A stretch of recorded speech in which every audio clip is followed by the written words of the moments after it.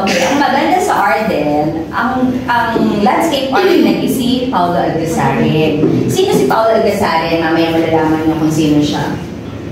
Okay. By numbers, ang Arden Botanical Estate, yung buong Arden is 251 hectares. Sobrang laki. As in, sobrang laki.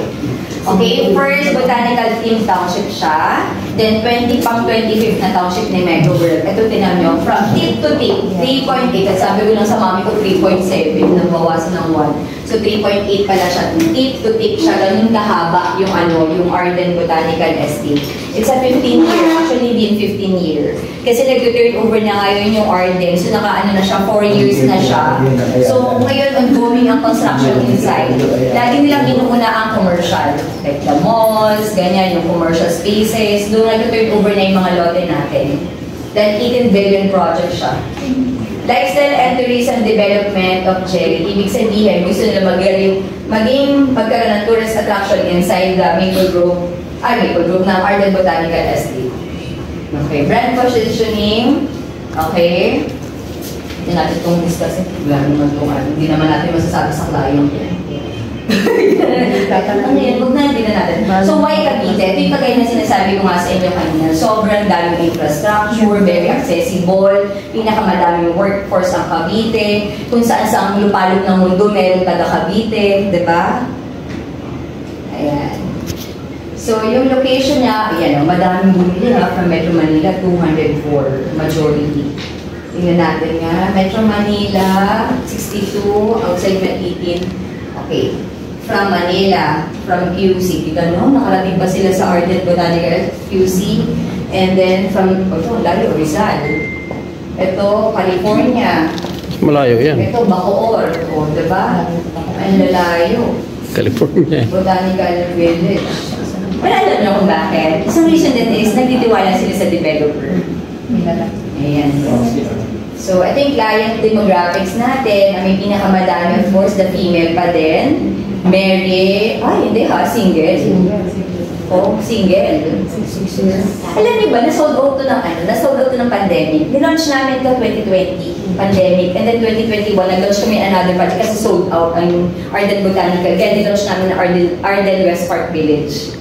Dati lang yung project natin inside the township. Yun yung dalawang village na lote lang ang binibenta natin. Bakit lote lang yung binibenta? Si Microwave, pag sinabi pagka-high-end, hindi sila naglalagay ng with house. Kasi yung mga alta, ayaw nilang pare-pareho na bahay. Diba, ma'am? Gusto nila, gusto ko may design ako ng sarili ko. Ganyan. May team lang tayo, pero magkakaiba ng tsura ng bahay. So, sa location natin, yung sabi ko nga sa inyo, kung tansa lang kayo, sobrang lapit nito. Mag-ala tayo ng time para mapasok natin yung loob. So, pwede kayo mag-take ng photos, ng videos, kung gusto nyo mag-vlog. Bibigyan ko kayo ng time for that. Since taga dun kayo, i-post nyo lang yan. Kasi yung mga tao ngayon, hindi na nila gusto yung picture, gusto na nila videos. Pag nagpo-post kayo sa social media, videos na, kasi nakikita nila yung actual na nangyayari in that location. Actual na update, development in that location. Ayan. Marami na nag-drone, yung mga nag-drone na dyan, ganyan. So, ito yung accessibility natin. So, LRT Line 6, wow, Governors Drive Station, Bataan Cavite Interlink Bridge, Sangley Point International. Sabi nga ni Cardi, pag may airport sa location, ibig sabihin, progressive na yung location. Pag may Starbucks na sa location, progressive na ang location. Diba? Ilan ang Starbucks dito na sunod-sunod? 3. Meron tayo dito sa General Riaz, meron tayo sa Robinson. Meron tayo sa harapan, meron dito sa Cebu City. Magkakasunod lang sila yung mga Starbucks. And then, ayan, ito yung mga ways, yung mga roads natin. Alam nyo, noong Sunday, nagkaroon kami ng event dyan, nagkaroon ng open house. Yung mami ko, in-invite ko. Ay ko, mami, una kasi yung guest. Pag mumultahin ako ng boss ko, wala akong guest. So, ginawa ko. Sabi ng boss ko, ano, Joy, magdadala akong guest ko, magdala ka ng guest mo. Sige, sir, ako magpapalo. Sige, sir. Sabi ko, naisip ko, mami, kami, baka wala kang gagawin sa Sunday, invite naman kita dun sa open house namin, punta ka lang. Punta ako. Wala lang, gusto ko lang talaga siyang invited para hindi magbayad ng penalty na 3,000. Okay, so in-invite ko siya, punta doon. tinext siya ng Tuesday, kasi yung exit ko Tuesday.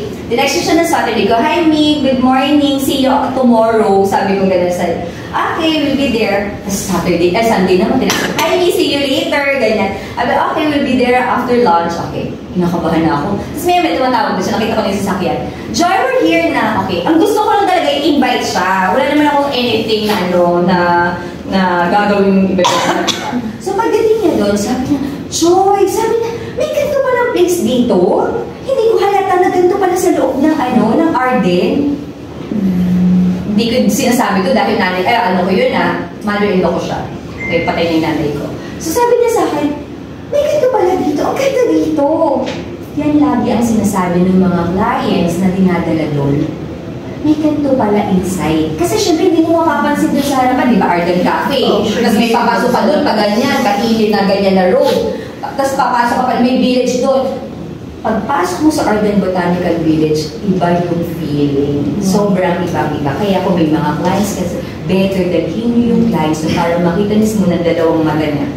Sabi ni Mami, "May available pa kayo?" Ay, makakito kabilabilin niya. "Ay, ito pa rin available namin." Ganyan-ganyan. Magkano price per square? Ang nasabi ko 49, pero totoo mga 45, 43 lang. Siyempre, mabilis siya, "Me, 49. 49, ganyan sabi lang. "Saan to? Pwede ito makita?" Puno ba yung signal, diba? Sabi ko, "Mi, dito lahat tayo." Ganyan-ganyan. Sabi niya, "Oh, sige, kunin ko itong corner." Mama, hindi ko ina-expect. Hindi ko rin na-expect na namatay. So sabi ko, sabi ng mga hindi ko talaga ina-expect. Ang gusto ko lang naman, invite siya. Dito lang yung Sunday. Kasama ko sila, sabi ko, "Mi, ito yung mo." Sabi niya, "Dito, ganyan siya." Kasi may siya sa nature. Maano yung yun. Tapos sabi niya sa akin, "Sige, I will get this, I will reserve this for me, may promo ngayon. Instead of paying next year, or 3 years to pay pa siya." Sabi niya, "Sige." Tapos sabi ko, minimum down payment is 2.5. Ako naman kasi, kung kayo mga brokers, lagi yung 10% paid yung mga clients na bibili pag RFO. Kasi parang may commission na kayo. Diba? Yung lagi, si Mega World, at least 10% paid, meron kayong 20% na doon. So yung lagi kong inansa, ako naman okay lang sa akin kasi hindi naman ako broker na meron akong work talaga. Sabi ko, "At least ito 2.5% kasi RFO na siya." Hindi ako nag-invite lang ako. Hindi ko naman siya talagang na bebentahan. Mali ko ba? Yeah, diba? So ito, diniscuss ko yan sa kanya, magkakaroon ng 3 light main roads. Ito yung mga ni Paulo Algasarin. Maano siya ng landscape architect siya. Pinakamadami niya nagawa, Singapore. Knowing Singapore, very sila sa mga ganyan. Marina Bay. Orchard. Siya ang landscape architect ni Rockwell at saka ni Ayala. Okay? So, ayan. Magkakaroon tayo ng tram. Dahil nga 3.8 kilometers tip to tip, magkakaroon ng tram inside. Okay? Okay, yan yung mga flowers. So, every month, iba't ibang klase ng flower farm. Kasi nga, first team township, botanical team township siya. Ayan, yan yung peg niya. Dapat may mga ganyan tayo lagi. Yan. Flower tunnel, ayan, flower garden, botanical gardens. Basta kasi, nasa ibang basta lagi lagi yung, basta mag-invite kayo, yung sa palagay niyo prospect, tingnan mo lang, no commitment naman yun, gusto ko lang kita-kita sa'yo. Kasi hindi niyo naman alam kung gano'n kalaki bulsa ng tao na yun. Yung nga may-ari ng ganito dyan may-ari nga ng ganito dyan dyan lang sa katabi dyan, bumili dyan, yung binili niya, diba? Siya nga nagtiwala sa gano'n. Diba? Style ko din yung sabi niyo mo. Invite lang invite. Tandaan niyo, pag may effort kayo, nagaling sa puso yung effort niyo, huwag kayo mag-alala dahil may kapalit yun. Yan, British Chapel. Ako magiging events, yung chapel natin na yung mga nagpapakasay, kagaya sa Ayala. Alam bang events, St. James, mga artista. Ay, by the way, maraming artista ang bumili ng pandemic. Okay? Pero hindi ko na pwede sabihin dahil mga sikat silang artista. At meron tayong privacy act. Hanggang dun lang. Kaya ko ibigay. Amphitheater. Ayan. Eto yan, para lang mas mabilis nyo ma-imagine, para siya magiging Philip Best sa may Ayala Alabang. Diba, paglabas ng Ayala Alabang Town Center, ganun yung peg niya. Meron 13 hectares kalaki ng mall na ilalagay inside. And i-mix nyo ang Nuvali kasi magkakaroon siya ng institutional. Ibig sabihin institutional, magkakaroon ng mga school, ng mga international school. Tapos meron din mga leisure. Diba may mga wakeboarding dun sa Nuvali, magkakaroon tayo ng mga ganyan inside. Ayan. Bike lanes. Ayan. So, sabi dito, is designed to preserve natural beauty. So maraming punong hindi pinutol. Kasi ayaw ni Paolo Aldesaran magputol lalo ng mga big trees. Ayan. Oh. Ayan. So ito siya, mahaba siya. Tip to tip siya, mahaba. Ayan. Ito yung commercial hub na andito yung cafe. Yung cafe, kung may mga clients kayo na dadali doon, pwede kayong mag-discuss sa cafe. Free ang coffee. Ayan. Isa yung coffee nila dyan. Ayan. So, ito yung natin, yung village natin, across ng village natin, ito yung mall na malaki. Tapos magkakaroon ng institutional, sports and leisure, ayan, ibang klase ng mixed development. So, marami ilalagay sobrang yung 151 hectares. Diba? So, ang natin is Scandinavian. Kasi anong na design? Scandinavian. Ayan, mga minimalist. Clubhouse. Ay, tapos yung clubhouse natin, siya kami nag-event last time. Nagandahan nga si Mami dyan sa club. Ang ganda ng clubhouse niya. Kasi may siya sa high ceiling eh. Naubos nila yung pasta kasama yung partner mo. Oo, hindi siya umalis sa pasta. So, okay lang, ubos nila yung pasta. Dali nila lalagyan. Okay lang, bumili naman sila.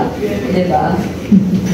So, yung natin, yung clubhouse natin, totoo, mahangin. Yan. Basta sabi ko nga sa'yo, dila kayo ng live para makapunta kayo doon. Tapos, bibigyan ko rin kayo ng time, mag-a-announce kami.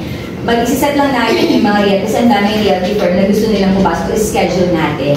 Pag tandaan nyo, pag may mga ganyan, pupuntahan nyo lagi. Kasi sayang hindi nyo alam kung kailan nyo mamimit yung mga clients.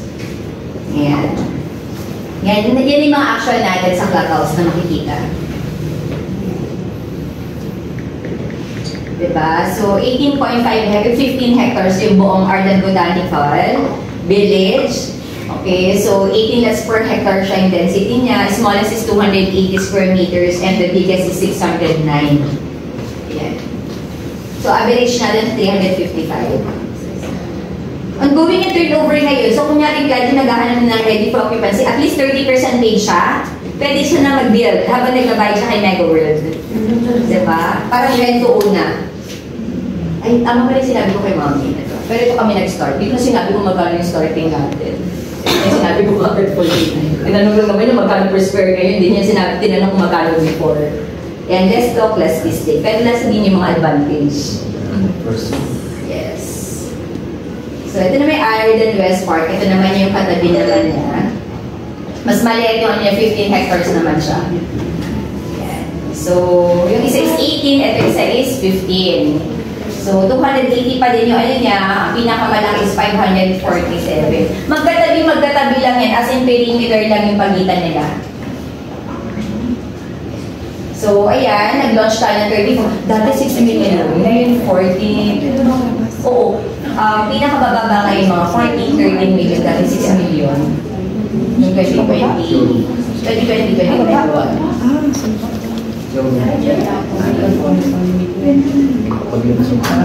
And Arden at saka Arden Botanical.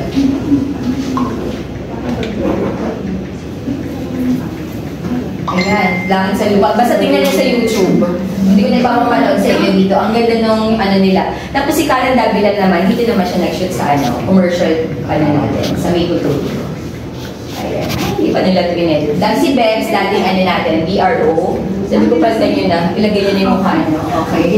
Okay. So, huwag kayo mag-text dito kasi hindi kayo re-replyan. Nasa, nasa JDR, realty firm. Baka yung offeran kayo bigla ka-live na client tayo. Okay. So, yun yung ng Mega World. So, kung may mga clients kayo na gusto nyong i-Zoom, kunyari nasa abroad, let us know. Ma'am Joy, schedule tayo ng Zoom sa client namin, ganyan. Or Ma'am Joy, meron akong site taking. Huwag kayong bigla, unless talaga mga biglaan, hindi natin may iwasan yun. Pero andito naman si Jam, tsaka si Tin. So, taga-Cavite din sila, magkaiba ng side lang. So, text nyo lang sila. Kaya important din na meron kayong number nila. Kung walang-wala, kasama naman ako doon sa group. Pag hindi pa nila nare-reply ako hanggang kaya ko mag-reply. Ayan.